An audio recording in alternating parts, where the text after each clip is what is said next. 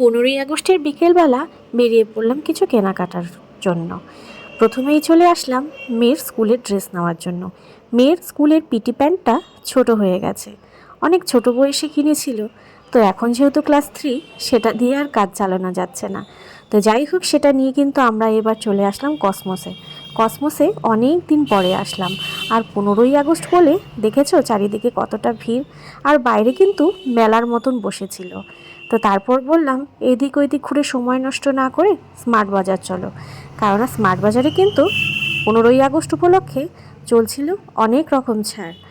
তো স্মার্ট বাজারের ভিতরেই গিয়ে দেখলাম প্রচণ্ড ভিড়, যেমন বিল সেকশনে ভিড় সেরকম লোক কেনাকাটা করতেও কিন্তু অনেকটা ব্যস্ত। তারপরে আমরাও কিন্তু যেগুলো যেগুলো দরকারি জিনিস বাড়ির প্রয়োজনীয়, তো সেগুলো কিন্তু মাসকাবারি খরচাটা আমরা নিয়ে নিলাম।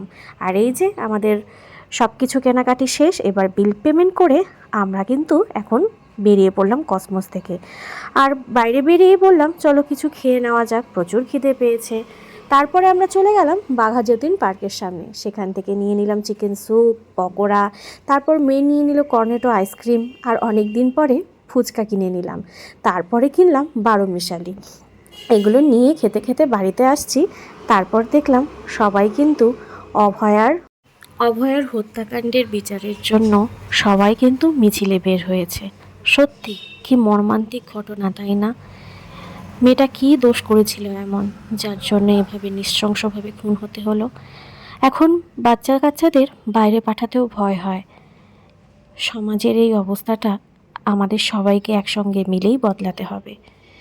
দোষীদের শাস্তি হোক এই কামনাই করি, যাতে আর কোনো মেয়ে এইভাবে নৃশংসভাবে হত্যা না হয়, সেটাও ঠাকুরের কাছে প্রার্থনা করি এবং সরকারের উপরে আস্থা রাখছি।